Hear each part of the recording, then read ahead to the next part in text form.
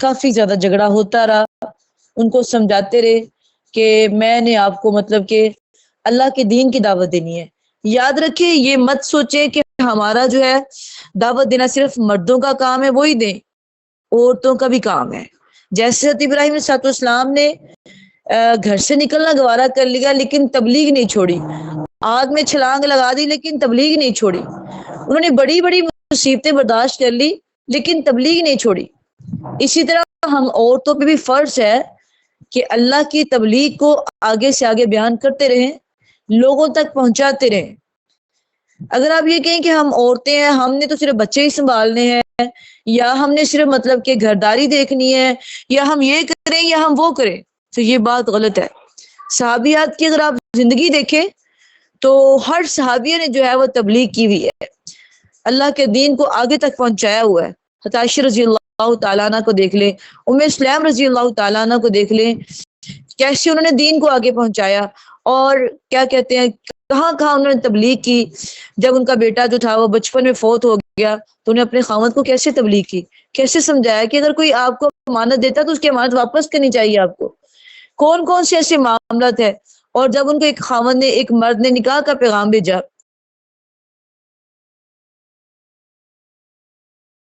کہ وہ اللہ کے نبی کی تبلیغ کو مان لے اور مسلمان ہو جائے، کہیں کافر نہ مر جائے، تو یہ بات ثابت کرتی ہے کہ ہم سب پہ حق ہے تبلیغ کرنا۔ یہ جو آپ سن رہی ہیں، آپ کا بھی حق ہے کہ آپ اس کو آگے پہنچائیں، لوگوں کو سمجھائیں۔ یہ جو فطرت پہ ہمیں اللہ نے پیدا کیا ہے، اس فطرت کو ہم لوگوں تک بھی پہنچائیں۔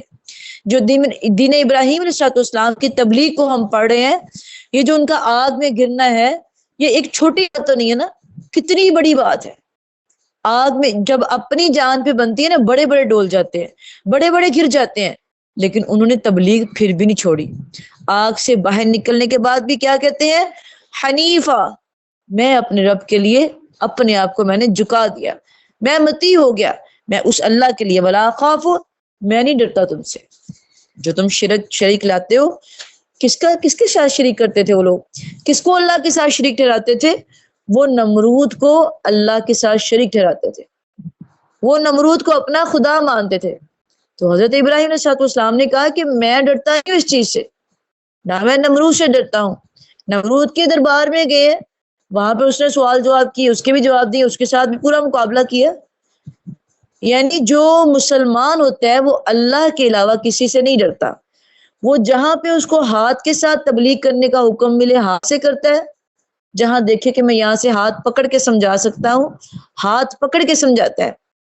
جیسے آپ کا گھر ہے، آپ کی اولاد ہے، آپ کی فیملی ہے، آپ کے کزن ہے، آپ کے دوست ہے، احباب ہے، آپ ان کو ہاتھ پکڑ کے بھی روک سکتے ہیں کہ یہ آپ کا کام غلط ہے۔ اور اس کے بعد اگر آپ ہاتھ سے نہیں روک سکتے تو پھر آپ زبان سے روک سکتے ہیں، زبان سے روکیں آپ کہ یہ آپ کا کام غلط ہے۔ تیسرے نمبر پہ آتا ہے کہ آپ اس کو دل میں برا جانیں، یعنی ہمارے اوپر پورا حکم ہے، حق ہے کہ ہم تبلیغ کریں اور دین اسلام کو لوگوں تک پہنچائیں۔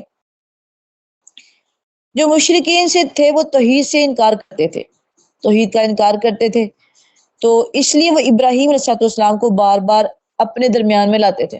وہ کہتے تھے ہم حنفی ہیں، ہم یک طرفہ ہیں، ہم تو ابراہیمی ہیں۔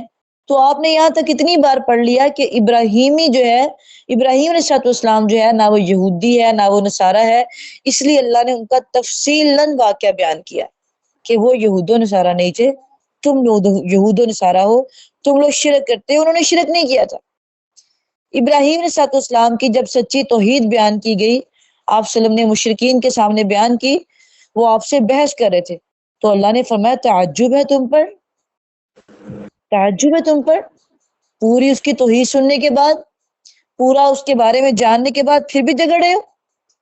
حالانکہ وہ یکتا تھا، وہ لا شریک مانتا تھا اللہ کو، اس نے کبھی شرک نہیں کیا، اس نے اپنی قوم کو راستہ دکھایا، وہ جانتا تھا، وہ اللہ کو ایک مانتا تھا۔ پھر تم کیسے کہتے ہو کہ تم ابراہیمی ہو؟ یعنی ہم بھی ایک اللہ کی عبادت کریں، ہمیں بھی یہی حکم دیا گیا، یہود و نصارہ کو بھی یہی حکم دیا گیا۔ اور اس کے بعد قرآن کہتا ہے وسع ربی کل شیء علما، اللہ تو وہ اللہ ہے جس نے پوری دنیا کو سنبھال لیا ہے،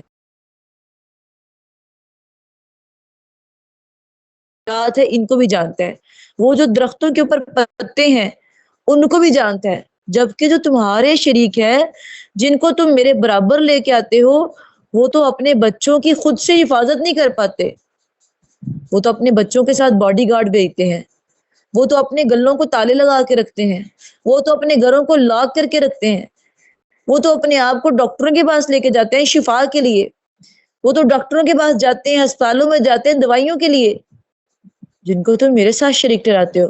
میں تو وہ رب ہوں جس نے پوری دنیا کو اپنے قابو میں کیا ہوا ہے۔ آپ نے سبق میں سنا تھا ونفخ فی الصور والے میں کہ اللہ تعالیٰ پوری زمینوں آسمانوں کو اپنے ہاتھ میں لپیٹ لے گا اور کہے گا کہاں ہے جو میرے شریک بنتے تھے، آج کہاں ہے وہ؟ لیکن کسی کی جرت نہیں پڑے گی، اتنا سخت عالم ہوگا۔ یعنی یہاں تک ہم نے پڑھا ہے، جتنا ہم نے توحید پہ پڑھا ہے نا اتنا ہم نے کسی اور بات کے بارے میں نہیں پڑھا۔ آپ دیکھ لیں، نماز ہے اس میں توحید ہے، قرآن ہے اس میں توحید ہے، صدقہ ہے اس میں توحید ہے، زکوٰۃ ہے اس میں توحید ہے، روزہ ہے اس میں توحید ہے، کوئی ایسا عمل نہیں ہے جس کے اندر توحید نہیں ہے۔ اگر آپ دکھلاوا کرتی ہیں تو آپ شرک اصغر کرتی ہیں، حج کرنے گئی ہیں دکھلاوا کیا، شرک اصغر کیا، نیت بدل گئی آپ نے پھر شرک کر لیا، کوئی اللہ کے نام پہ چیز دینی تھی آپ نے کسی اور کے نام پہ صدقہ کر دیا، آپ نے شرک کر لیا۔ ہر چیز کے اندر اگر کوئی پہلو نکلتا ہے تو وہ توحید کا نکلتا ہے، یعنی اللہ کو توحید اتنی پسند ہے۔ اور ابراہیم علیہ السلام کو اللہ نے اپنا خلیل بنایا، اسی لیے بنایا کہ انہوں نے جان دے دی، آگ میں جانا گوارا کر لیا، لیکن توحید نہیں چھوڑی۔ حضرت معاشتہ رضی اللہ تعالیٰ عنہ کے بارے میں آپ نے سنا ہے کہ کیسے ان کے محل کی خوشبو جو تھی وہ آپ صلی اللہ علیہ وسلم کو اسپیشلی محسوس کروائی گئی۔ کیوں؟ کیونکہ وہ توحید پہ جان دے چکی تھی۔ جو توحید پہ مرتے ہیں نا وہ اللہ کو بڑے پسند ہیں، اور جو توحید پہ چلتے ہیں نا اللہ ان سے بڑا پیار کرتا ہے۔ اللہ کو توحید والے بہت پسند۔ صحابہ کرام نے جانیں دے دی لیکن شرک نہیں کیا، تبع تابعین نے جانیں دے دی، حضرت حسین رضی اللہ تعالیٰ نے جان دے دی لیکن سر نہیں جھکایا کسی کے آگے۔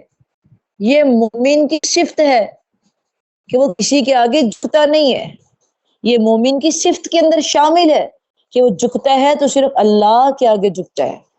تو آیت الکرسی جو ہے نا، اگر آپ ہر نماز کے بعد پڑھتے ہیں فرضوں کے بعد تو آپ سیدھے جنت میں جائیں گے، مرنے کے فوراً بعد آپ کی جو قبر ہے وہ جنت بنا دی جائے گی۔ لیکن کیا وہ شخص اس شخص کی بنائی جائے گی جو صرف اس کو پڑھتا ہے، اس پہ عمل نہیں کرتا؟ اسی کے اندر ہے وسیع کرسی السماواتی، کہ اس کی جو کرسی ہے وسیع ہے زمینوں میں اور آسمانوں میں۔ اگر آپ اللہ کو وسیع نہیں مانتے، اگر آپ اللہ کو ہر جگہ پہ نہیں مانتے، اگر آپ اللہ کو حاضر ناظر نہیں مانتے، اگر آپ اللہ پہ یقین نہیں رکھتے، اگر آپ کو اللہ پہ بھروسہ نہیں ہے، اگر آپ اللہ پہ توکل نہیں کرتے، تو پھر آپ توحید پرست نہیں بلکہ آپ مشرک پرست ہیں۔ نبی صلی اللہ علیہ وسلم کی حدیث ہے کہ جس نے صبح اٹھ کے 7 بار پڑھ لیا حسبی اللہ لا الہ الا هو علیہ توکلت وہو رب العرش العظیم، اس کو جنت کی بشارت دے دی جاتی ہے۔ اس کا کیا ترجمہ ہے؟ کہ میرے لیے اللہ ہی کافی ہے، میں اسی پہ توکل کرتی ہوں، اللہ کے علاوہ میں کسی سے نہیں ڈرتی، میں کسی سے نہیں مانگتی۔ آپ صلی اللہ علیہ وسلم نے فرمایا تھا کہ جو اللہ پہ بھروسہ کرتا ہے، اللہ پہ توکل کرتا ہے، اللہ اس کی غیب کے خزانوں سے مدد کرتا ہے، اللہ اس کی وہاں سے مدد کرتا ہے جہاں سے اس نے کبھی سوچا بھی نہیں ہوتا۔ تو خدا را اپنی توحید کو درست کیجئے، کہیں ہم بھی ان مشرکین مکہ کی طرح نہ بن جائیں۔ انہوں نے بھی سنا تھا اور سائڈ پہ ہو گئے تھے، اور آج اگر ہم بھی سنیں اور کانوں پہ روئیاں ٹھونس لیں، بس خاموش ہو جائے کہ ٹھیک ہے سن لیا، کلاس لے لی تو بس ٹھیک ہے کوئی بات نہیں، کیا کریں، لوگوں کو کیا منہ دکھائیں گے؟ اگر ہم بھی کلاس لینے کے بعد برائیوں میں ملوث ہے، ویسے ہی شرک میں ملوث ہے، پھر ہم میں اور مشرکین مکہ میں کوئی فرق نہیں رہ گیا۔ تو خدا را جہاں آپ سب کچھ کرتی ہے وہاں آپ اپنے عمل پہ ضرور غور کریں کہ کہیں ہم میں شرک تو نہیں ہے۔ اور آگے والی آیت ہے وَكَيْفَ أَخَافُ، اور کیوں کر ڈروں میں اس چیز سے،